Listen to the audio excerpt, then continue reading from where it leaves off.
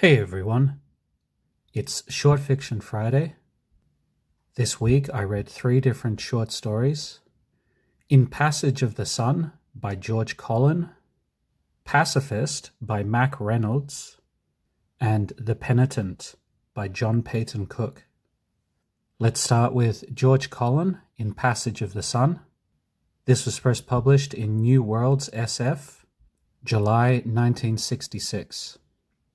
This story tells of a completely decimated humanity. We've been losing a space war to the Throngi. These are lizard-like aliens that have much better space technology to us and have been absolutely destroying us.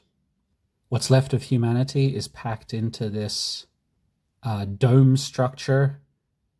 The conditions are awful. It's extremely hot in there. And eventually humanity abandons Earth altogether. We retreat into space.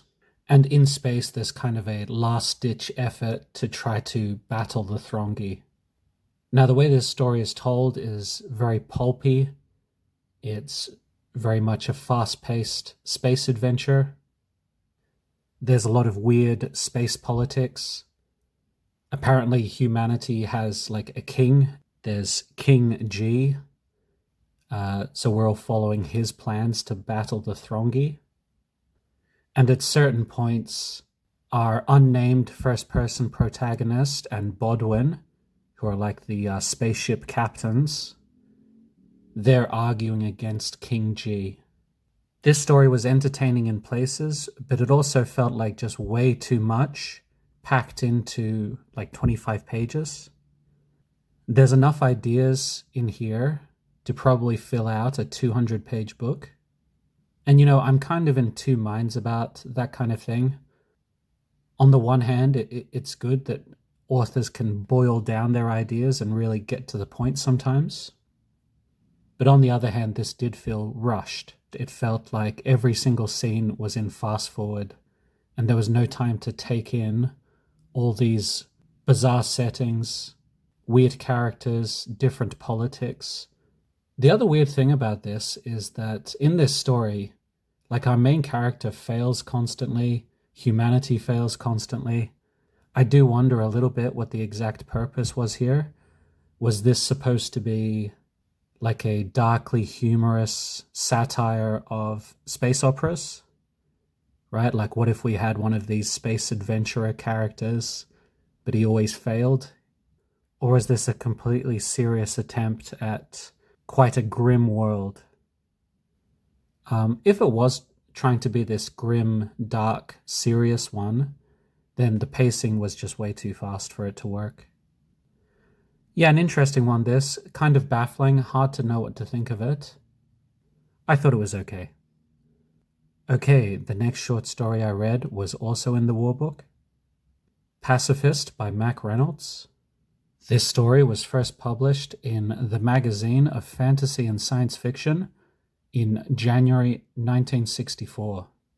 In this story, Earth has been politically divided into 2 hemispheres.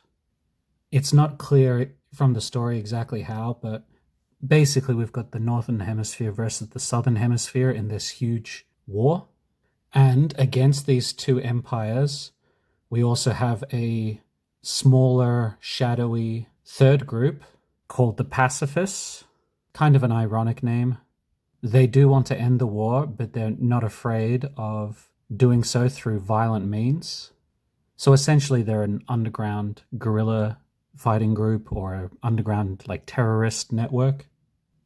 Our main character here is Warren Casey, who is a spy, assassin for the Pacifists. And we kind of follow him through one of his missions, and then a debriefing, and then we follow him through another mission as well. In one of his missions, he's tasked with threatening a professor who presumably is doing like research for weapon systems. So the professor is Leonard Laveau. And when Warren Casey and Professor Laveau talk, they essentially have a long discussion about their kind of worldviews. Yeah, I thought this was quite a fun story. mixture of spy, action, thriller genre with a bit of science fiction thrown in. There was some good action, but also at times the characters would have these long conversations about their beliefs. Now, personally, I didn't mind that. I thought it was pretty well done. Reynolds' writing does feel almost didactic, like the characters have these very fully formed beliefs. I could see how that could annoy some readers, but I found the whole thing pretty entertaining. Yeah, I quite like this one. Okay, and the last short story that I read this week was The Penitent by Peyton Cooke. Here our two main characters are Marie and Gary. They have an S&M bondage kind of relationship. They're always pushing the limits of, pain and pleasure. It just ends up going further and further. This was a very sexually explicit story, but I felt that the plot wasn't quite exciting enough for me. There wasn't really enough forward momentum. I didn't find the characters or their relationship stuff to be especially interesting. At one point, Gary is describing his tattoos at length.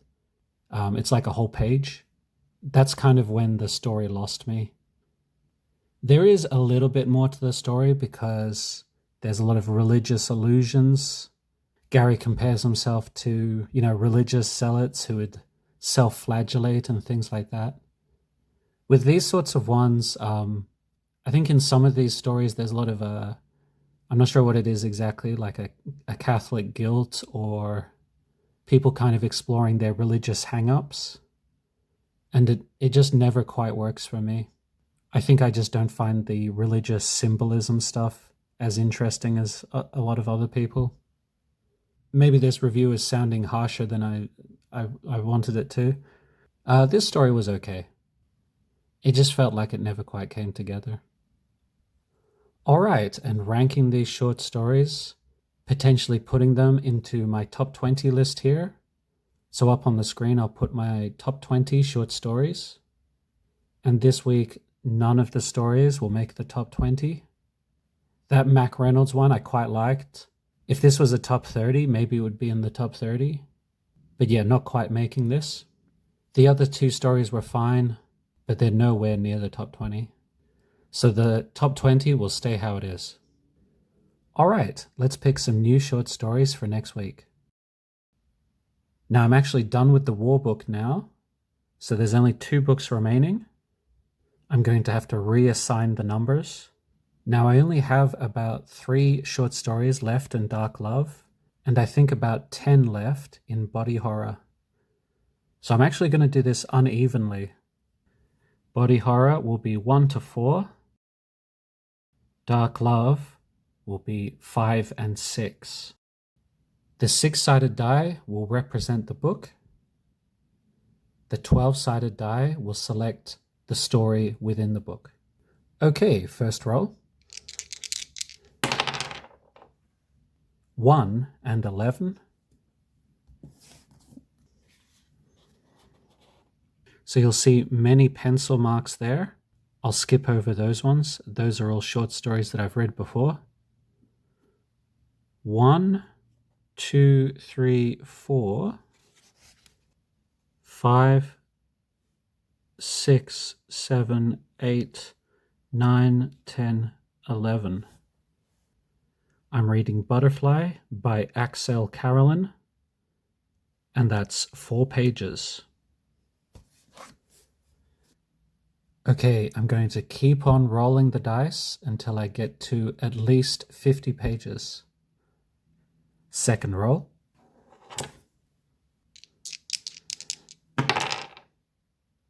One and 12. So that'll just be whatever's after Axel Collyn. Okay, I'm reading Sticky Eye by Conrad Williams, and that's 13 pages long. We're up to 17 pages so far. Third roll.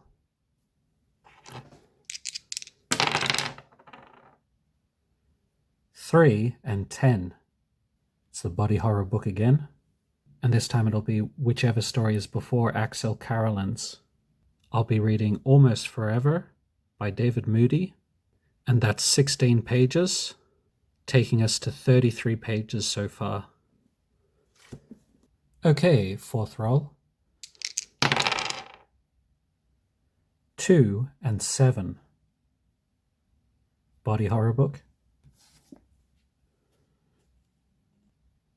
1, 2, 3, 4, 5, 6, 7. We are reading Dog Days by Graham Masterton, which is 23 pages long. That takes us up over the 50-page minimum. Okay, I'll put the 4 selected short stories up on the screen here. I'm most looking forward to Graham Masterton. Go read these short stories if you have access to them. And I'll see you all again next week. Thanks for watching. Bye.